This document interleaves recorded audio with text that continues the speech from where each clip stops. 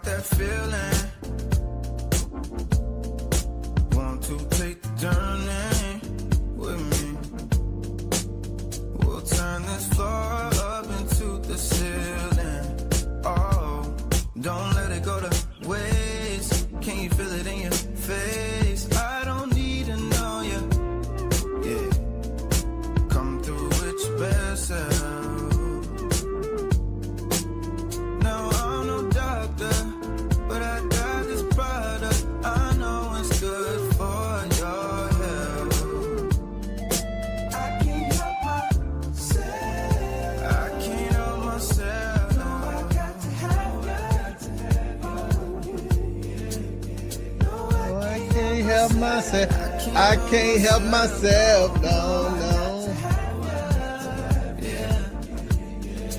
Welcome to the Help Myself podcast. Listen, I am your host, John M. Singletary Sr. I got to put that senior in there because I got my junior, aka LJ. That's my co-pilot. Not only in this amazing podcasting game, but in this adventure that we call life. Listen, it's such an honor, and it is an honor to be before you one more time. We were out for a couple of weeks. That wasn't a break. That was unintentional, but man, we back on the bag, man. I got a couple of episodes, a couple of thoughts that have been percolating and brewing in my mind. So, I want to kind of get started and get us into the mood for the fourth quarter. We are still in September, but once October starts, we're in the fourth quarter of 2025, ready to get into 2026. And there's still work to do. Look, there's so much that I could talk about this crazy world we're living in. You know what I'm saying? There's plenty of that I could talk about. But there's also plenty to talk about when it comes to doing better for ourselves. I really believe that is a lot of what is empowering.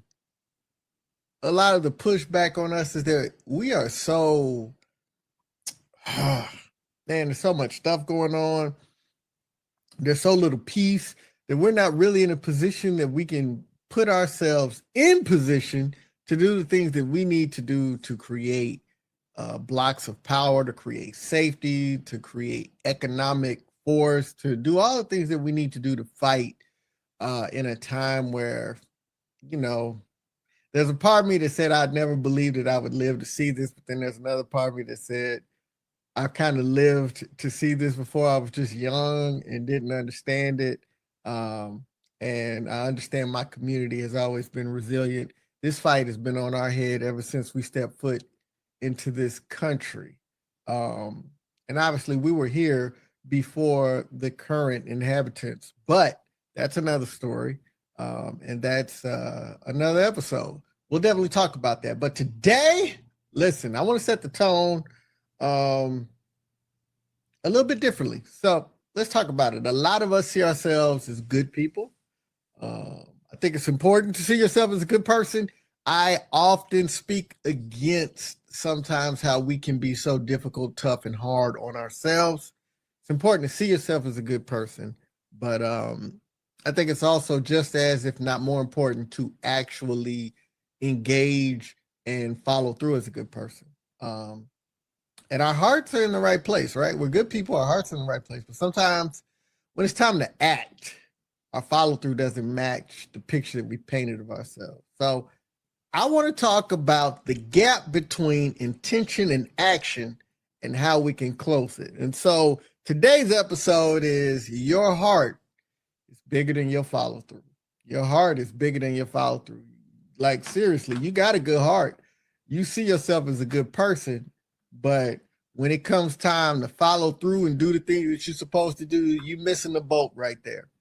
And so the good person hypothetical, look, it's important to understand that we all have a mental image of ourselves. We all believe that when the moment calls for us to step up, that we will. How many times have we said, I'd be the one to step up if, somebody was in trouble in a public place and nobody was helping them, I'd be the one to step up. I wouldn't just be sitting there watching. Well, there's actually scientific evidence that when there's a large group of people and there is calamity of some sort happening to a person or to a small group of people by another group of people or whatever, for some reason, our minds believe that somebody else is going to step in and do it. It's not that we're bad people. It's just that it is a socialized response that it's somebody else's job to step up in a situation like this. And, that's not to say that anybody's a bad person, but it's just a belief that we hold. And I started to recognize that in my own life, and I began to become a person that would actually step up.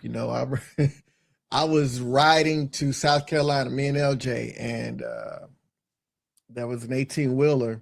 And I guess, they kind of had to make some quick turns. Those big trucks, they're not built was trying to avoid a wreck or something. And the trailer started to go back and forth, and you start to see that he was losing control of the truck and it was about to crash. And then just as we were passing it, we were going south and they were coming north on 95. Just as we were about to pass it, I saw it begin to fall and slide into the dirt. And some of the rocks even hit the back of the car that we were in.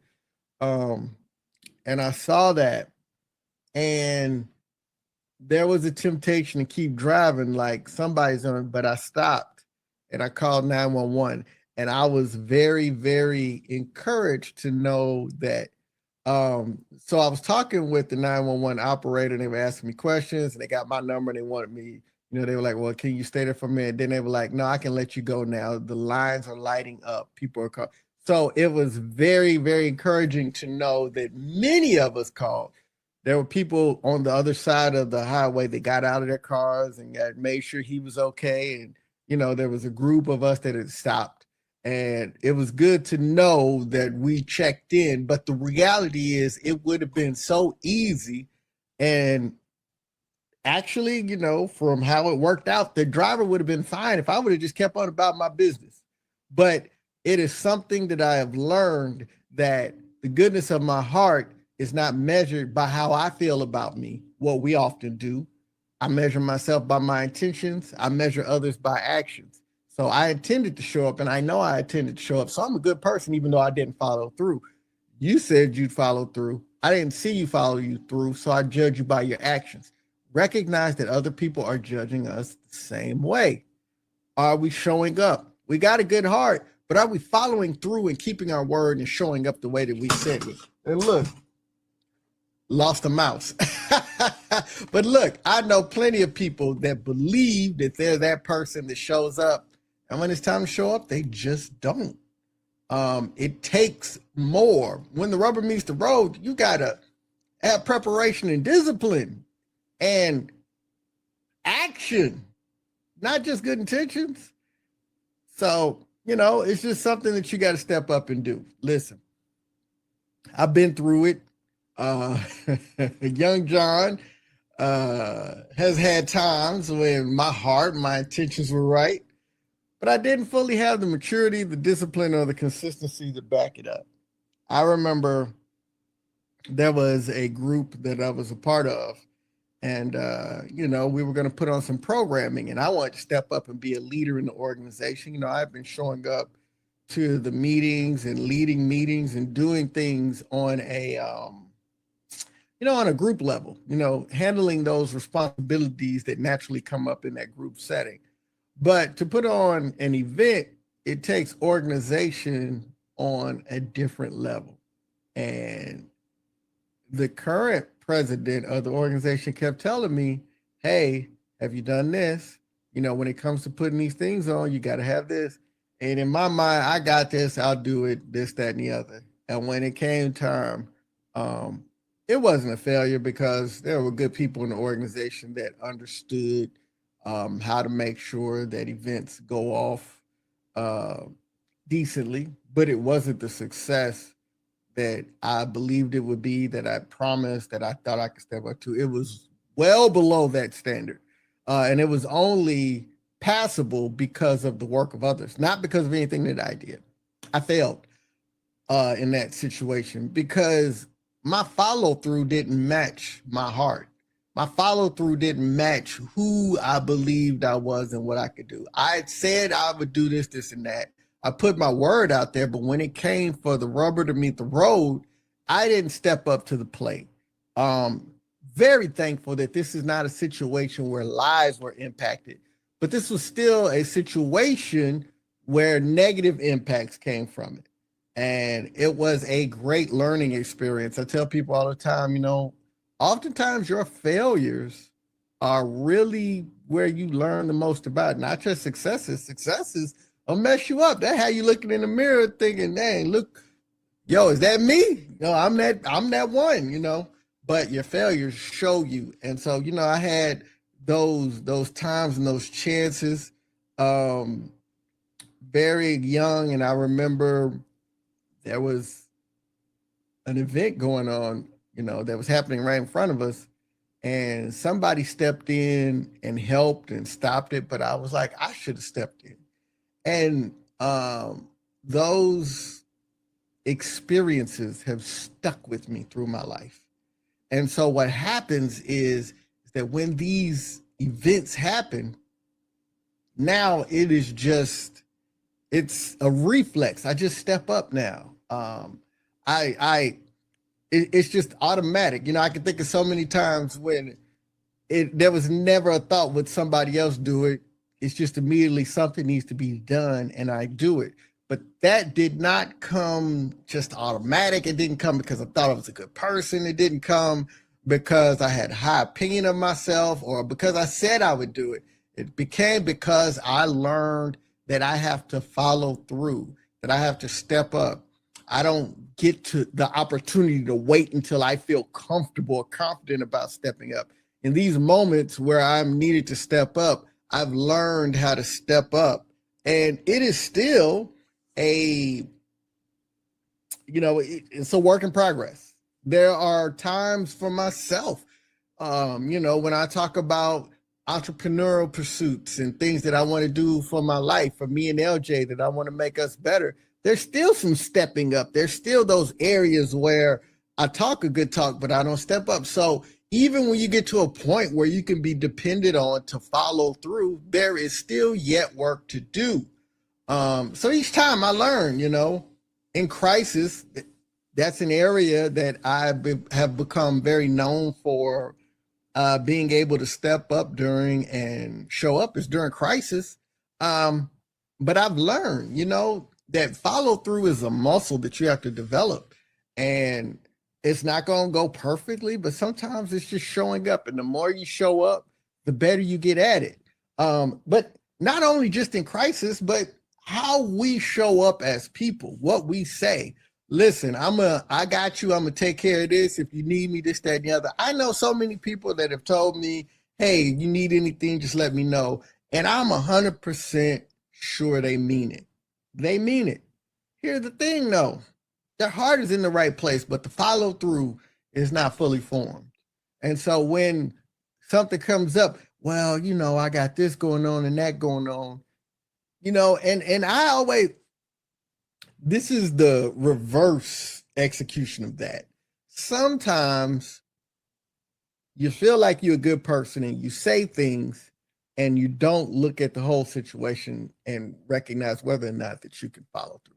There are some things that I won't offer myself for because I know that during work hours, it's like, I'm not going to guarantee that I can help you during a work hour because I don't have the freedom to just move about.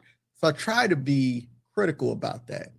Like if I don't have other things going on, or if you forecast it and I can move the schedule around, then I'll carefully give my word, because when I give my word, I recognize that I have said I would show up for somebody. And when somebody has had the courage to ask, and I've given my word, the time is going to come where I'm going to have to pay that check. So one of the big things about my heart and my follow through being matched or paralleled is how I give my word. I don't put myself in situations. I've been there. I remember getting into some issues and needing some help and saying, look, I got you in this, that, and the other. not recognizing that if I found myself in a situation where I needed that help, then maybe I hadn't gotten my life to where I needed to get it, you know? And after getting to a point where I had to negotiate things, I realized it's like, hey man, you got to come up with a plan. So when you give your word, you show up, you follow through, you do exactly what you said you were going to do. But a lot of us have a belief about ourselves and we're not executing that belief in our real lives. It's just talk. It's just, I'm this good person. And you leave people asking the question, where's your work? So how does this happen? It's your self-perception versus reality. We tend to see ourselves through rose-colored glasses. It's like I said, a lot of times we judge ourselves by our intentions and we judge others by their actions. But it's a post, and it's probably about time that I post it again, but there's a post that quotes Thurgood Marshall, and he talks about intentions and impact. And he said, my intentions will be known by my actions. When you see the work I put in, you'll know what I intended because I will do what I intended to do. And so the results of my intentions will be the actions, my follow through. I will do that. And so a lot of times believing is that you're not a bad person. Look, even me talking about, hey, I'm pretty good at follow through. I don't always follow through. We'll talk about this another time. In those times, I take radical accountability. I should have shown up and I didn't.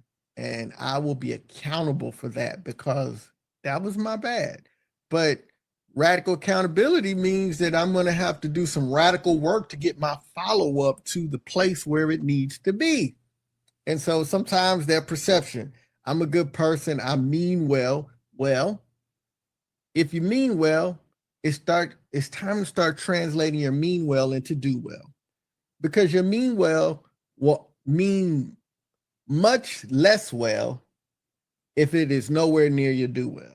If your do well is way down here and your mean well is way up here, pretty soon the value of your mean well, it's like if I give you $100 bill, but the value of the dollar goes down to 10 cents, that $100 bill ain't actually a $100 bill. It's actually a $10 bill. And that's what we're doing with our mean well. When our do well isn't backing it up, when it is not the gold standard that sits behind our mean well, our do wells down here brings our mean well. You start to become the person that cries wolf. Be like, yeah, I'm gonna do that, and be like, yeah, John always talking. He always saying, I got you, this, that, and other. He ain't got nothing, man. He ain't. So self-perception versus reality. You start to have to do a check. And one of the best ways that I was able to check myself was not based on how I show up with people who I feel like, what is the best way to say this? A lot of times our perception is rooted in how we show up for people who are in less fortunate spaces than us. But a really good barometer of how well you show up, a really good barometer of your follow through is when it is how you interact with people who are in a better position than you. Something I learned, I have a buddy, he's doing well for himself. And a lot of people lean on him, and to include myself. But I started recognizing that this is a person that has worked hard and taken the same opportunities that all of us have. And he's had courage. And although he's doing well, he deserves to be seen and considered and, things like that. And so one of the things that I worked on was keeping my word. If I've ever asked him for anything, I make sure that I keep my word in the point of doing right by him, but then to take it even further to figure out ways to consider him. Yeah, he's got everything. That doesn't mean that a little more doesn't, doesn't feel good to be considered on his special days, to be considered when he does something special, to be considered. And a lot of times that's where your follow through can be tested, because we'll build a really high bridge for ourselves. And I call that the slippery slope, because there's always somebody who is not in the position that you are, that you can say, well, I might not be here, but at least I'm not down there. And that's that slippery slope, because you'll keep sliding down that slope and you keep getting further, because there's almost a non-ending pool of people that may not be where you are, but the pool of people that are where you say you want to be starts to get larger when you let yourself slide down that slippery slope. And so sometimes you got to do the uncomfortable thing and stop comparing yourself against people who you know that you'll come in good against, and start comparing yourself to people who you're aspiring to be more like. And that's when you can get really good information on where you are and what you need to do to close the gap between the good heart and the actual follow-up. And a lot of times it's a preparation gap. We want results, but we don't build the habits. There have been people, friends and family, that always say, you know, if you were in a bind and this, that, and the other happened, I would step up. Yeah, that is an adrenaline response. You know, it takes discipline to kind of be a person who can actually show up consistently, a person that can follow through consistently. When you are the type of person where, oh my God, if a car was about to fall on you and I ain't ran in years, but all of a sudden my adrenaline is pumping and I'll save you. Well, you know, I think it would be exhausting to live a life to go from crisis to crisis, you know. And when it comes to really showing up, it's discipline, it's habits, it's showing up. It's, you know, I laugh because they ask me questions like, well, John, what is your dream job? Man, I don't dream about working a job. There's no dream to that. My dream is to be of value, is to live authentically, to be in a place where I can create pathways for myself, my family, and for other people that are positive and life building, and you know, create an equal footing for people who've been marginalized and shut out of opportunities, to set tables and open doors. That's the dream. So working a job is not the dream, but I've got responsibilities. So I get up and go to work. You know, I got responsibilities. So, you know, I clean up, I show up, I do things because I had to be prepared. There's a life that I want and I'm not there yet. And so there's disciplines that I have to implement to get there. You know, it doesn't just come because I want it to come. It doesn't just come, you know, you got to be willing to sacrifice over being comfortable. And a lot of times we feel like we've earned comfort. And that's where the gap comes between our good heart and our actual follow through. So, you know, I talked about the turning point. It really happened when I started to not judge, but when I started to measure myself towards people who I aspire towards. And let me tell you something, when you start to surround yourself with people who are doing better than you, you're either going to find a way to get yourself kicked out of that group, or you're going to find a way to elevate yourself so that you can be a strong part of that group. Listen, the people that you hanging around, they say you are the sum of the 3, 4, 5 people you surround yourself with. And look, if you're surrounded by people that you consistently feel like you're better than, before you know it, you're going to shrink down to their level. You've got to be willing to surround yourself with people that have more, that have done more, that know more, that have access to more, so you can elevate. I remember I surrounded myself with a bunch of people who were 6-figure earners, and I wasn't one by any metric. But before I knew it, I became a 6-figure earner. Didn't happen by osmosis. It's the conversations they were having. It was the places they were going.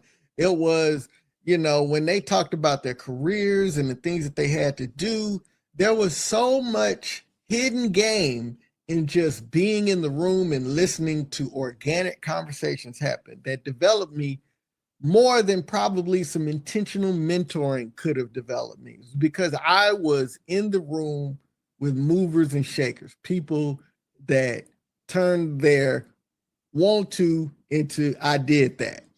You know what I'm saying? So that's where we want to get to. The kind of people that can turn our I want to into I did that, and be serious about it and execute. And so that's what you have to do. Be consistent. Start small. Start small with a small sacrifice and consistently build up. Be honest. Sometimes you're just in a situation, you tell yourself, look, if you can do this for me, then I'll do that, that, and the other. Now be honest. Look at yourself. And sometimes that's a matter of saying, I wouldn't be in the situation I am in if I was able to do what I'm promising. You know what I mean? And it'll transform you. It will. You got to build systems and accountability. So you're building consistency, but you got to be accountable to somebody. One of the greatest things that I ever did for myself is to be able to take hard and uncomfortable feedback. Matter of fact, as it started to build success, I got to the point where I desired it. Like, I don't want you to tell me how good I did something. Tell me where I am messing up. Tell me where I'm not showing up the correct way. I was so hungry to be successful. I didn't want to hear about, oh, you did this good, that good. No, man, I want to be on the next level. What am I doing that's not getting me there so I can change it, eliminate it, develop it, elevate it, whatever I needed to do. And sometimes that hard feedback is difficult, but you got to be willing to accept hard feedback. You got to be willing to accept hard truths. Ain't none of us perfect, but all of us are worth it. So be willing. Like, when somebody is willing to give you direct, difficult feedback, that's love. That's love, man. Because people that are worried about your feelings and how you treat them, they'll protect their own interests and they'll tell you what you want to hear. But people that care about you being the best version of you, regardless of your feelings, they love you because they know that that hard feedback could cause you to move away. And I got to the point, look, I need to go somewhere. So sometimes I can't just allow you to believe that I don't see that you messing up, that I don't see you not showing up. And so sometimes that hard, difficult feedback, gotta have it. And then you gotta understand, being good isn't just how you feel, it's how you show up. How you show up. One of my favorite stories to tell, man, when LJ was a baby and it'll be cold and that kitchen floor was cold and I'm getting out of my warm bed, you know, to get up and make a bottle and feed him, that wasn't fun. It didn't feel good. I was tired. I had to go to work. But he was my baby and he was hungry. And I had to show up. I had to get over how I felt. And I had to show up for my responsibilities. So being good, it isn't just how you feel, it's how you show up. So listen, your heart could be bigger than your follow through today. But that doesn't have to be your story tomorrow or even forevermore. Listen, you can bridge that gap by aligning your values with actions. And honestly, we need to do that. We need to, you know, I'm in production mode. Y'all see it. But our actions, you know, they got to get to a point where they match what we're trying to do. Listen, I want to call to action. I want to ask you to reflect on one area where your heart is big, but your follow through probably isn't where it needs to be. I want you to take some time to think about that and commit to one step this week to be more about your follow through than you are about your belief that your heart is in the right place. And look, like I say, I can't help myself. Got to inspire, I've got to encourage, I've got to empower. But I can help myself by being the absolute best version of myself. And you can too. So why not we do it together?